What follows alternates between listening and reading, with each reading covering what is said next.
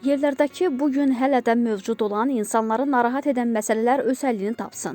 Burada da əsas prinsip sosial ədalət prinsipidir. Hər bir bölgədə, hər bir kənddə insanlar görməlidir və bilməlidir ki, ədalət hər zaman üstünlük təşkil edir. Bu sözləri Prezident İlham Əliyev Naxçıvanda prezidentin yeni səlahiyyətli nümayəndəsini və bir sıra rayonların icra hakimiyyətlərinə təyin olunan başçıları qəbul edərkən söyləyib.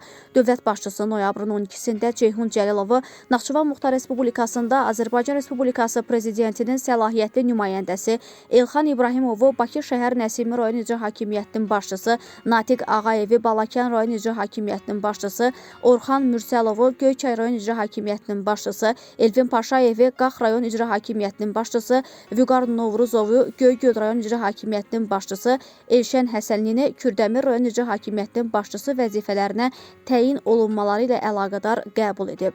Prezident bildirib ki, vaxtilə bizim bölgələrimizdə proseslərin mənfi istiqamətdə getməsinin səbəbi məhz mərkəzi icra orqanlarındakı bəzi məmurların xoşagəlməz hərəkətləri və tapşırıqları idi.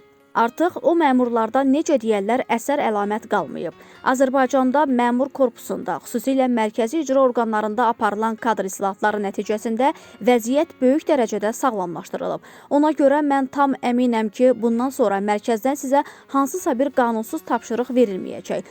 Vaxtilə belə hallar olub və bu qanunsuz tapşırıqları verən, qanunsuz varlanmanı özləri üçün əsas məqsəd hesab edən məmurlar bugün məhkəmə qarşısında cavab verirlər.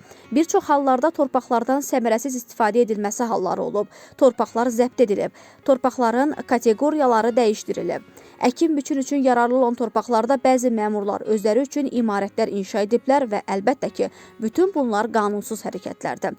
Ancaq mən onu da bilirəm ki, yerlərdəki bəzi məmurlar məcbur olub o qanunsuz hərəkətləri icra ediblər. Onların əlbəttə ki, üzərinə düşən məsuliyyət tamamilə başqa yanaşmanı tələb edirdi. Ancaq eyni zamanda o da həqiqətdir ki, bəzi hallarda bax bu qanunsuz əməllərin təməlində harınlamış, acgöz, gözü doymayan, mərkəzdə oturan məmurların göstərişləri olub. Amma yenə də deyirəm, sağlamlaşdırma və təmizləmə siyasət nəticəsində artıq əminəm ki, sizə heç kim qanunsuz tapşırıq verməyəcək. Əgər kimsə bu tapşırığı verərsə, onda dərhal mənə məlumat verin və o adamlar haqqında ciddi ölçülər götürüləcək.